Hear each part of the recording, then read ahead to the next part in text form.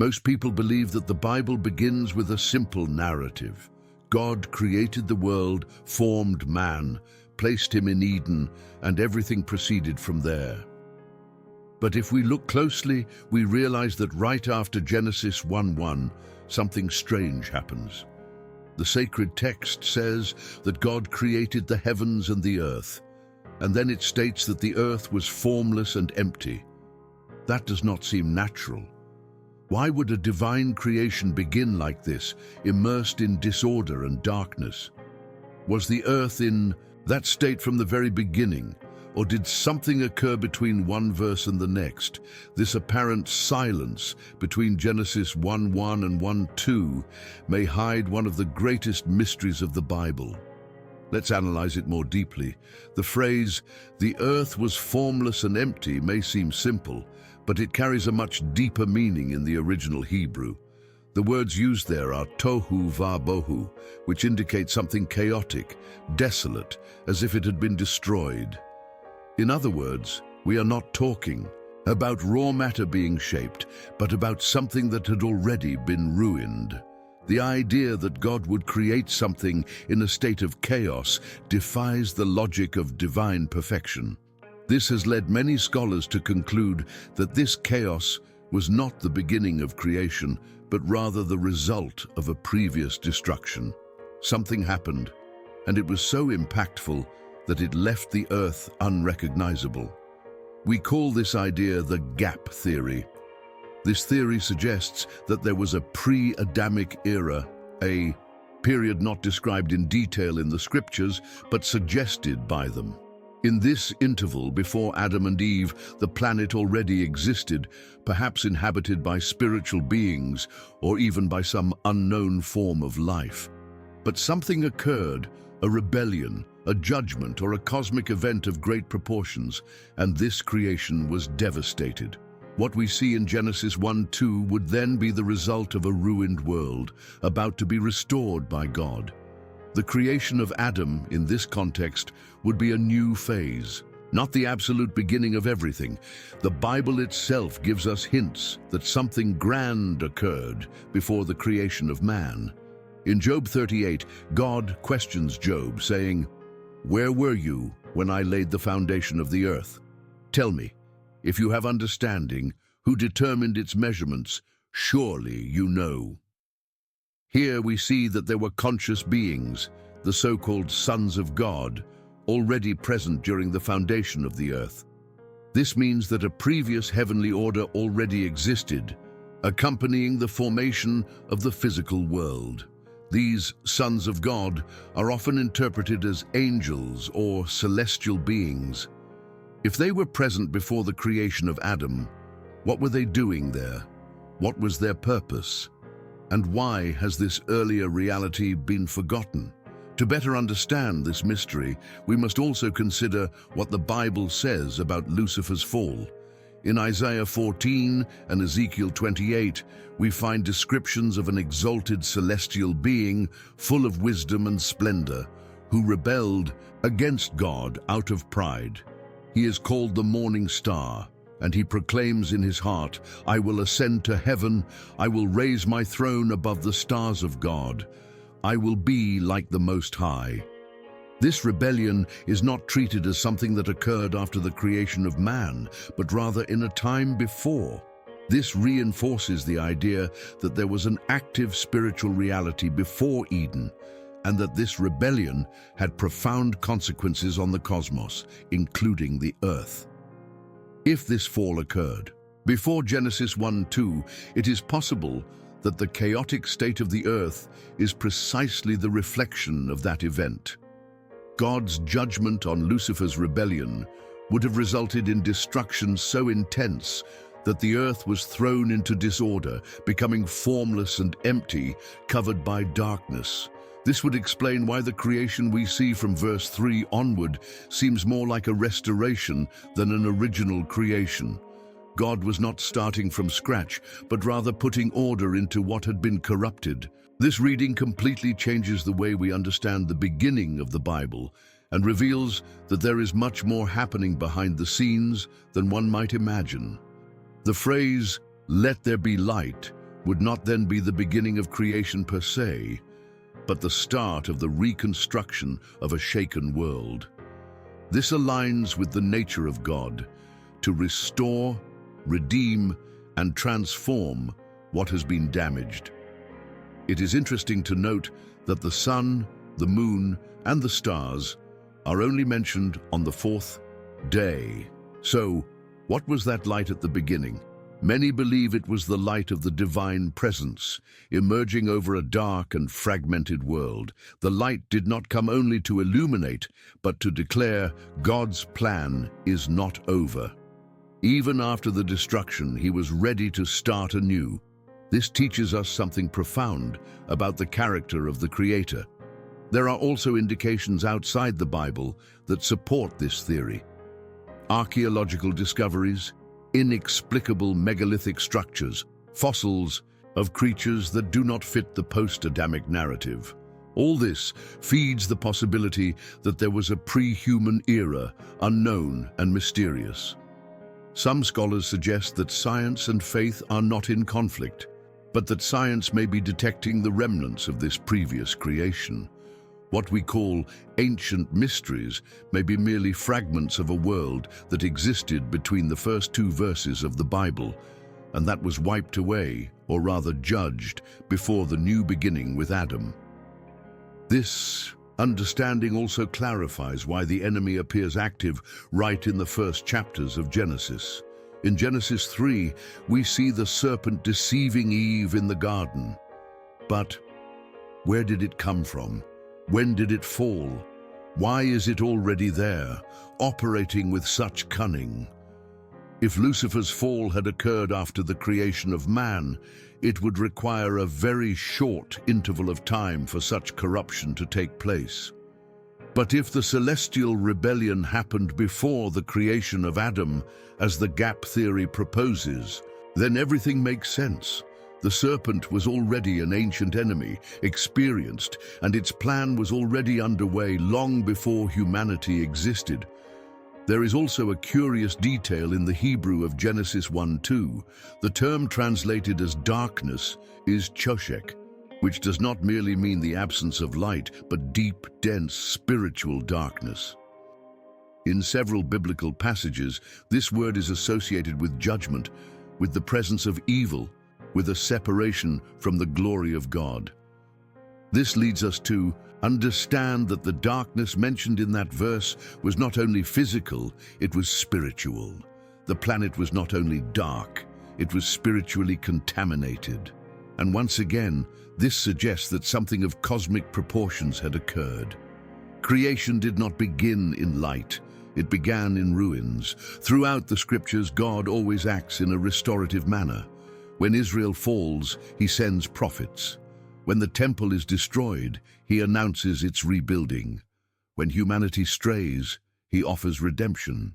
This shows that God's nature is to begin again where there has been ruin. Genesis 1:3 can be read from this perspective, and God said, "Let there be light," as a decree of restoration, a proclamation of hope over a wounded world. This perspective completely changes the tone of the narrative. It is not just a poetic description of creation, it is the announcement of the divine plan coming into action once more, following a primordial fall. And here is the most intriguing part. If there was a previous creation, who was part of it? Who inhabited the earth before man? Some suggest that they were merely spiritual beings. Others, more daring, speak of a pre-Adamic race, perhaps linked to the sons of God, mentioned in various biblical passages. There are even those who believe that the famous giants of Genesis 6:4, called the Nephilim, are descendants of beings from that earlier era. These are theories, yes, but all based on biblical texts and patterns, and all point to one reality. There are more mysteries in the heavens and on earth than our theology usually admits. One point that cannot be ignored is the connection between the deep mentioned in Genesis 1:2 and other biblical passages. The Hebrew word used there is tehom, which describes chaotic watery depths associated with judgment and spiritual imprisonment. In Revelation 21:2-3, for example, the deep is mentioned as the place where Satan will be bound for 1,000 years.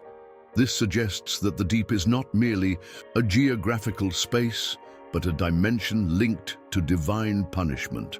When Genesis says that darkness was over the face of the deep, it is not just a poetic detail, it is a clue that the planet was covered by a dark and judged presence.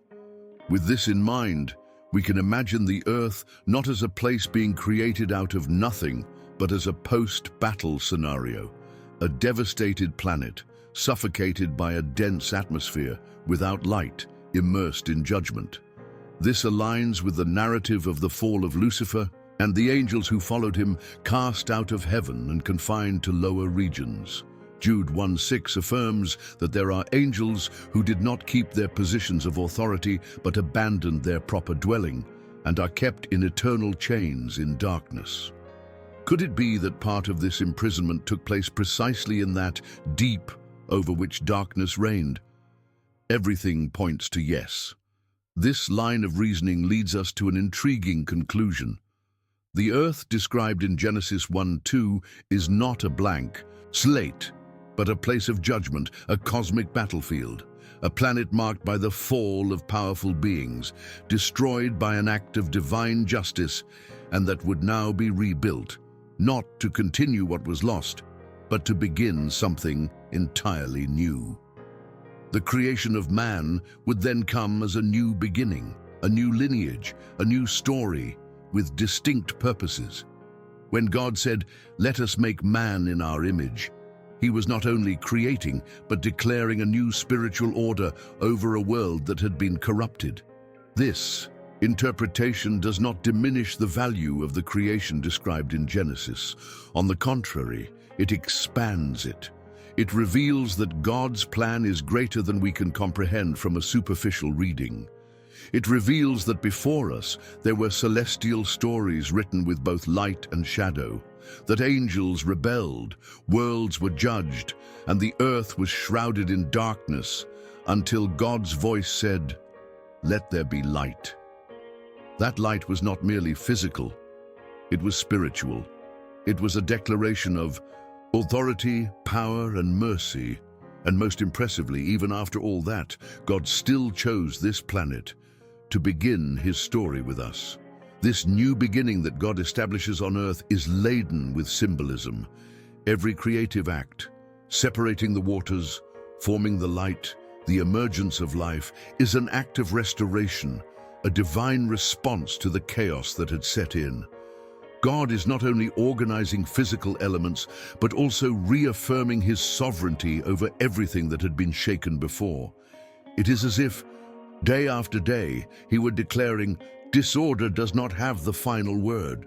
Every detail of creation from this perspective becomes a testimony that God's plan is capable of rebuilding even what seems lost forever. But this process of restoration does not occur in a vacuum. The presence of evil does not disappear with the creation of man. On the contrary, it manifests again in the garden, through the serpent. This shows that the enemy was not eliminated in the previous judgment, but limited, confined, and that his influence still lingered over the new creation.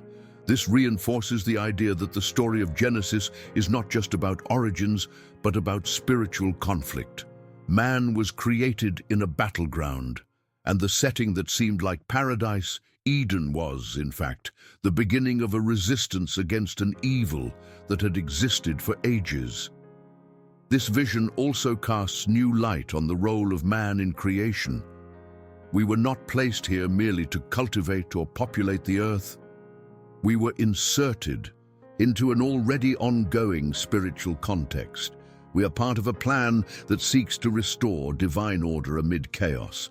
God creates us in his image, gives us authority, and positions us as his representatives in a world marked by spiritual warfare. When we understand this, we realize that our choices, attitudes, and faith are not insignificant. They participate in a story that began long before us and involves dimensions that our eyes do not see, yet are real. And that is why the study of Genesis 1:2 goes far beyond theological curiosity. It connects us with the beginning of the battle between light and darkness. It shows us that the universe we inhabit has already experienced events of great magnitude, and that it still bears the marks of that ancient war today. Every spiritual earthquake, every darkness overcome by light, every new beginning that God allows in our lives echoes this pattern. Chaos never triumphs where God chooses to act. If he transformed a destroyed planet into a world full of life, imagine what he can do in your personal story. Nothing is truly lost when God decides to begin again. There is also one element often overlooked in this discussion: the Bible's intentional silence about the details of this interval. This does not mean an absence of information, but rather an invitation to seek. God, in his wisdom, left clues scattered throughout different books, such as Job, Isaiah, Ezekiel, Jude, and Revelation. These fragments, when gathered, form a surprising picture of what may have happened before the creation of Adam. It is as if the Holy Spirit wished that those who are truly hungry would go beyond the surface and seek to understand the secrets hidden since the foundation of the world. The revelation is not absent, it is encoded.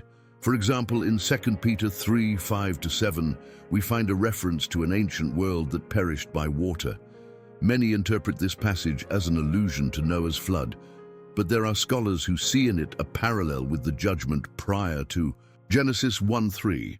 The text speaks of heavens that existed long ago, and of an earth formed out of water and through water, which was later destroyed.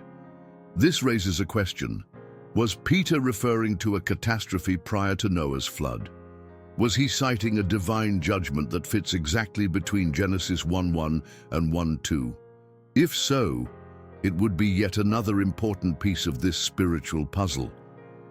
Jude, the brother of James, also mentions angels who abandoned their original state and were cast into darkness, reserved for judgment. This description fits perfectly with the idea of a rebellion prior to the creation of man. These beings are not simply angels who sinned during human history. They are entities that participated in a transgression much older and more severe. The punishment, according to the text, has already been applied, and they are confined in eternal chains.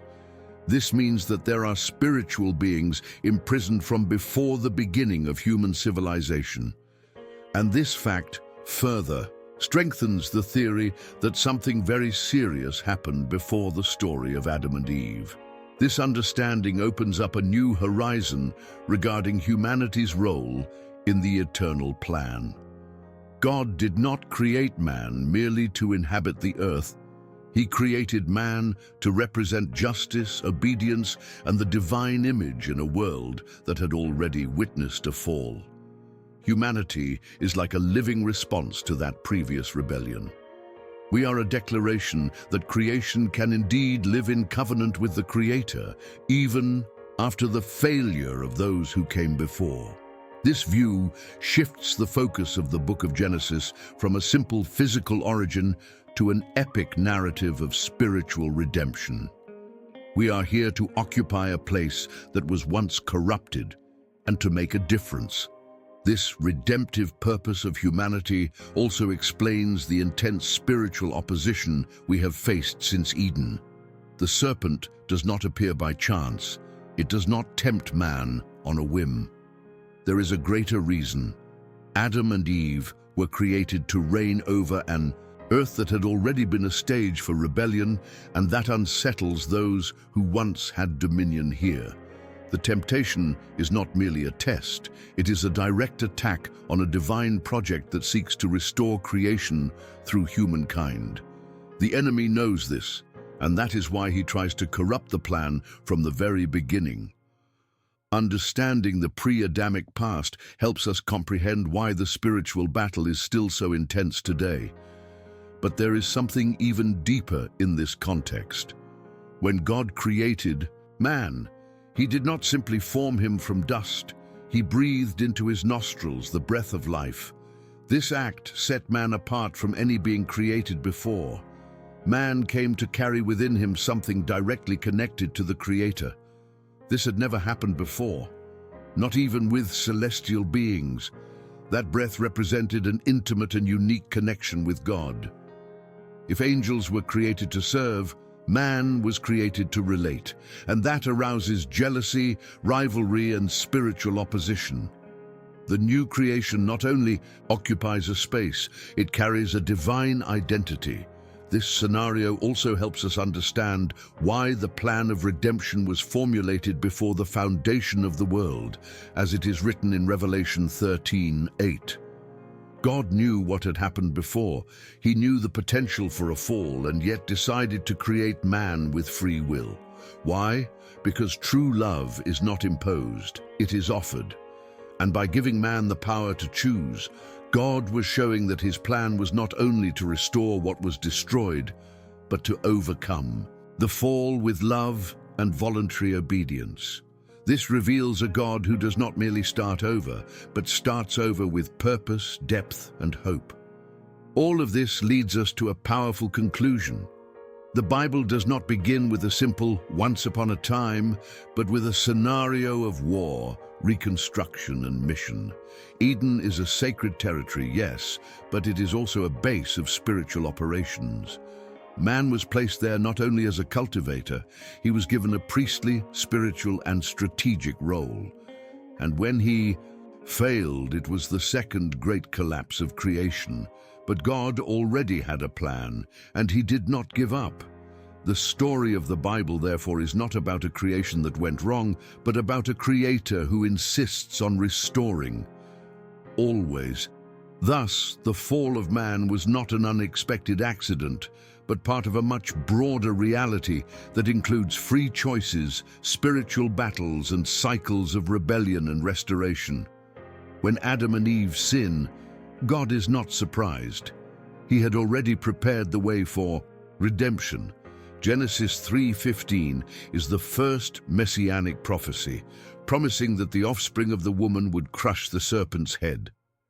This announcement is not only about the future, it is a reminder that evil will not have the final word.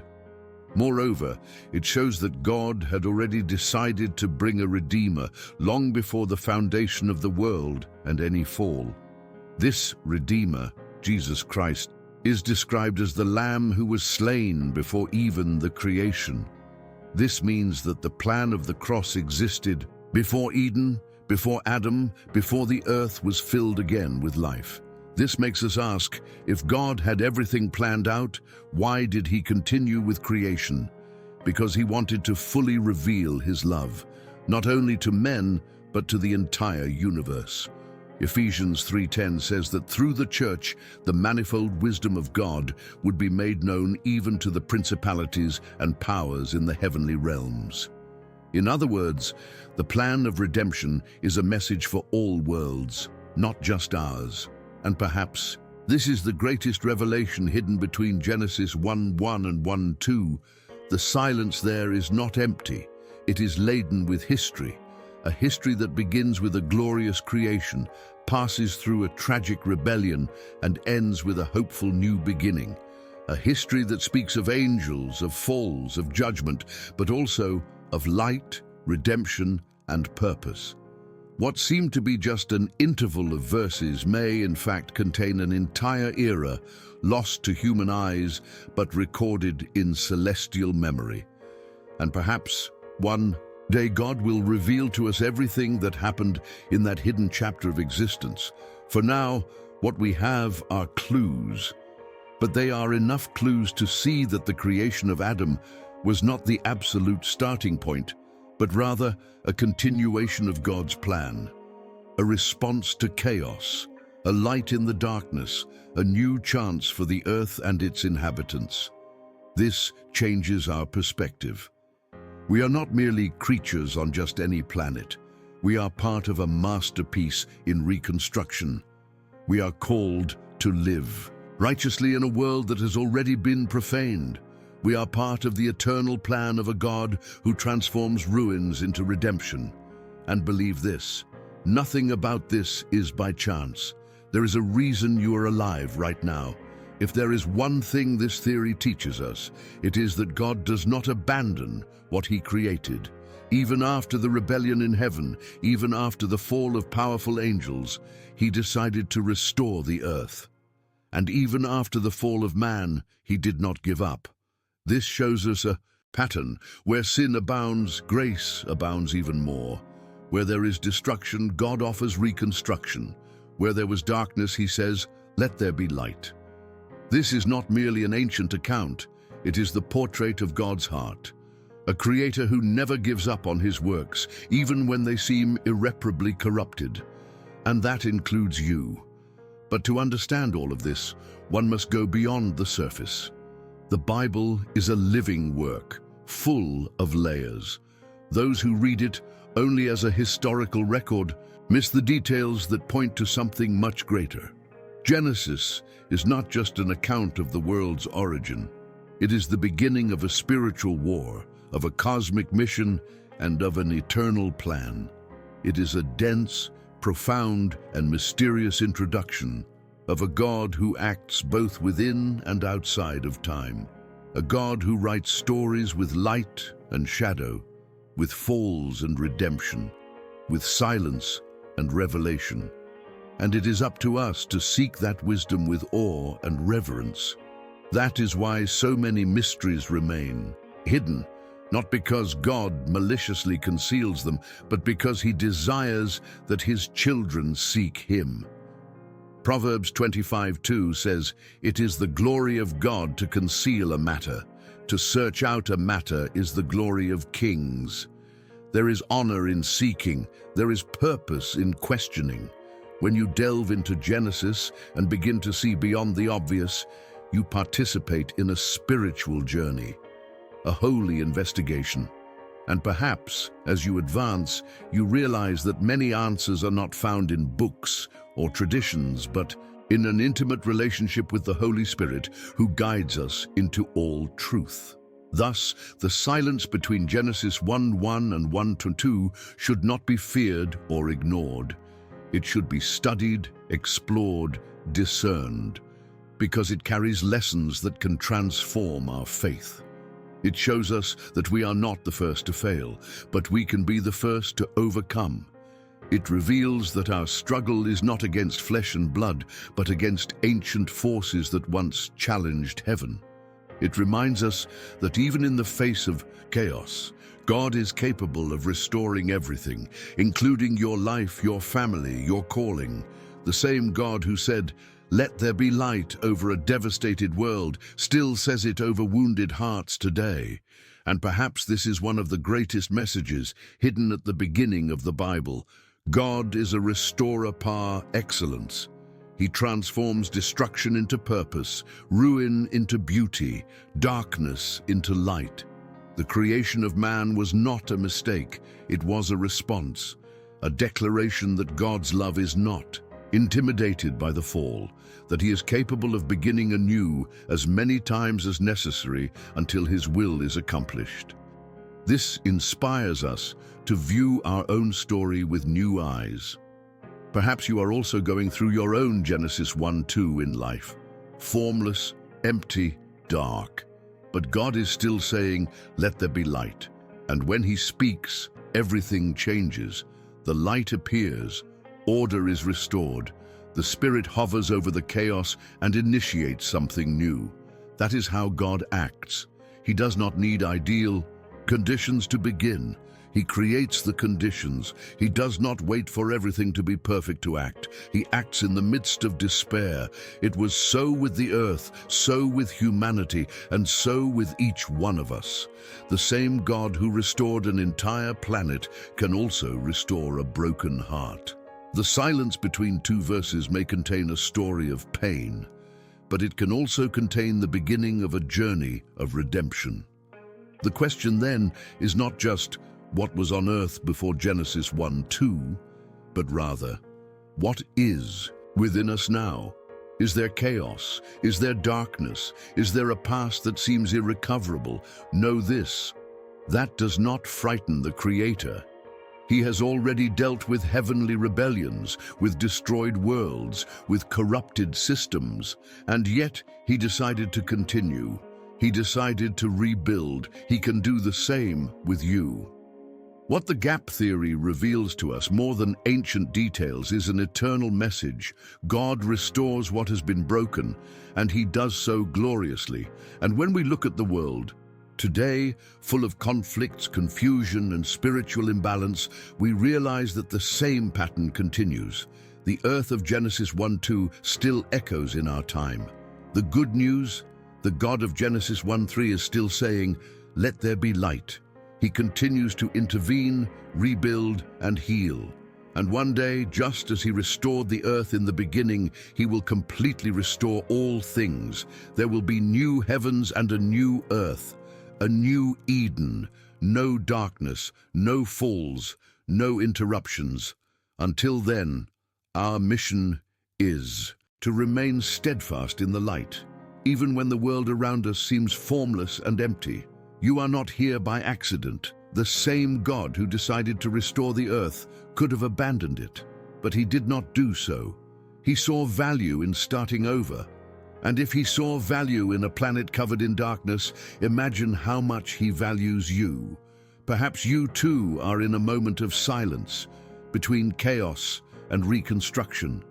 Perhaps you are in your own verse 2.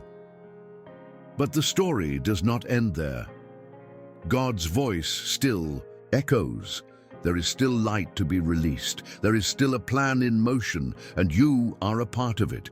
Your existence is a divine response to the chaos of the past. So, rise up. No matter how dark your situation may be, the Creator is still a specialist in transforming darkness into testimony. He has done it before, with the earth, with the heavens, with the history of humanity. And he will do it again in your life. The silence between the verses is just the pause before the light, the interval before the miracle. And when God decides to act, nothing remains the same. May this revelation awaken in you faith, courage, and hope. Because the same God who said, "Let there be light," over a destroyed world, is the same one who today whispers to your heart, "Begin again." Thank you for getting here. If this message touched your heart, don't keep this truth to yourself. Share this video, comment on what you learned, and subscribe to continue exploring the wonders of the kingdom of God together. May the Lord bless you, strengthen you, and help you lift your gaze each day, because the heavens are still speaking, and God continues to reign.